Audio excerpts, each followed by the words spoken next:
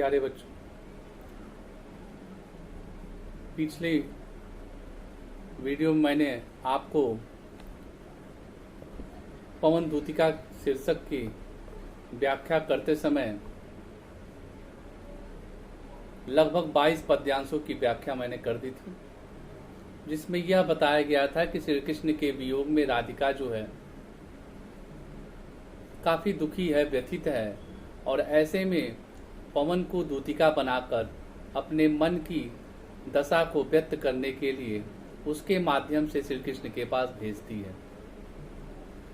यह राधिका लोक कल्याणकारी भावनाओं से ओतप्रोत है। यह भारतीय नारी का प्रतिबिंब है। तो 23वें, 24वें, 25वें और 26वें पद्यांश की व्याख्या देखा जाए, पवन दूतिका जो प्रिय प्रवास से लिया गया है, और प्रिय प्रवास शीर्षक महाकाव्य का जो राधिका है वह प्रिय प्रवास का प्राण है।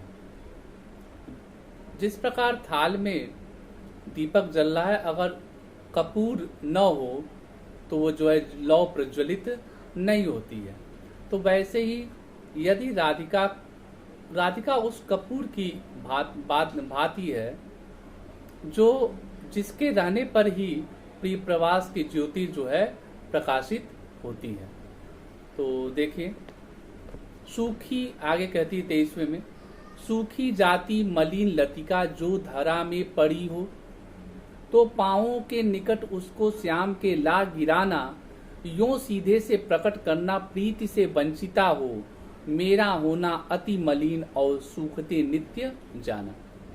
राधिका पवन दूतिका से कहती है कि हे सखी, यदि पृथ्वी पर कोई सूखी हुई लतिका पड़ी हुई हो तो उस सूखी हुई लतिका को श्री कृष्ण के श्री चरणों के पास ले आकर निकट गिरा देना और उन्हें अपनी चातुरी क्रिया से यह बताने का प्रयास करना कि जिस प्रकार आपके प्रेम से वंचित होकर, जिस प्रकार यह लतिका जो है सूखी हुई दिखाई दे रही है, वैसे ही आपके प्रेम से वंचित होने पर आपकी जो प्रेयसी राधिका है वह भी जो है मलिन हो गई है और वह सूखी हुई लतिका के समान हो गई है। कोई पत्ता नवल तरु का पीत जो हो रहा हो, तो प्यारे के दृगयुगल के सामने ला उसे ही धीरे धीरे संभल रखना और उन्हें यो बताना, पीला होना प्रबल दुख से प्रोसिता सा हमारा। यहाँ उपमा अलंकार है। प्रोसिता वाक्यांशों के लिए एक शब्द में पूछता है कि प्रोसिता किसे कहा जाता है, तो वह नारी, वह स्त्री जिसका पति जो है विदेश चला गया हो, उसके लिए प्रोसिता शब्द का प्रयोग किया जाता है। आगे कहती है, हे पवन, यदि किसी नए वृक्ष का कोई पीला पत्ता तुम्हें दिखाई दे, या ऐसा वृक्ष में कोई पत्ता जो पीला दिखाई दे, तो उसे मेरे प्रीतम श्री कृष्ण के चंचल नेत्रों के सामने लेकर दिखाना, धीरे धीरे संभल कर, अर्थात धीरे धीरे रखकर उन्हें यह बताने का प्रयास करना कि जिस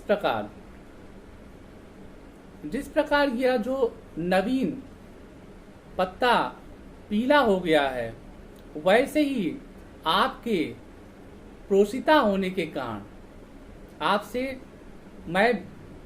आपसे भी प्रोसित पतिका होने के कारण में वह राधिका भी जो है उस पत्ते के समान क्या हो रही है, पीली पड़ रही है। यो प्यारे को विदित करके सर्व मेरी व्यथाएं, 25वां पद्यांश देखिए, धीरे धीरे वहन करके पांव की धूलि लाना, थोड़ी सी भी चरण रज जो लान देगी हमें तो, हा कैसे तो व्यथित चित्त को बोध मैं दे सकूंगी। यहाँ पे राधिका एक भारतीय नारी की छवि को प्रतिबिंबित कर रही है। तो कह रही है, हे पवन, तुम मेरी समस्त व्यथाओं को, मेरे दुखों को, मेरी बातों को सब किसको सुनाना, मेरे प्रियतम श्री कृष्ण को, और सुनाने के पश्चात हे सखी अपने हाथों से वहां जहां खड़े हो उस भूमि से धूल का कण लेते आना, पांव की धूल को ले आना। उस चरण रज को ही मैं अपने माथे पर लगाकर अपने आप को सौभाग्यशाली समझूंगी और अपने इस व्यथित मन को क्या करूंगी, सांत्वना दे सकूंगी, समझा सकूंगी। पूरी होवे न यदि तुझसे अन्य बातें हमारी, तो तू मेरी विनय इतनी मान ले और चली जा। छू के प्यारे कमल पग को प्यार के साथ आ जा, जी जाऊंगी हृदय तल में तुझी को लगा के। अब यहाँ राधिका को आभास हो जाता है कि यह पवन पता नहीं मेरी बातों को कह पाएगी कि नहीं कह पाएगी। तो वह जो है कभी कहीं कहीं निराश हो जाती है, लेकिन उसका पवित्र प्रेम देखिए वो क्या पवन दूतिका से कहती है कि हे सखी, यदि मेरी बताई गई बातों को तू बताने में असमर्थ रहे तो हे सखी तू इतनी बात मेरी मान लेना और श्री कृष्ण के पास चली जाना, उनके कमल रूपी चरणों को स्पर्श करके चली आना। मैं तुझे ही अपने हृदय तल में लगाकर संतुष्ट हो जाऊंगी और अपने इस व्यथित हृदय को सांत्वना दे सकूंगी, धैर्य दे सकूंगी। तो बच्चों, यह जो आप लोग को मैंने प्रिय प्रवास शीर्षक से, प्रिय प्रवास महाकाव्य जिसे खड़ी बोली का प्रथम महाकाव्य कहा जाता है, उसके शीर्षक पवन दूतिका की मैंने व्याख्या कर दी है।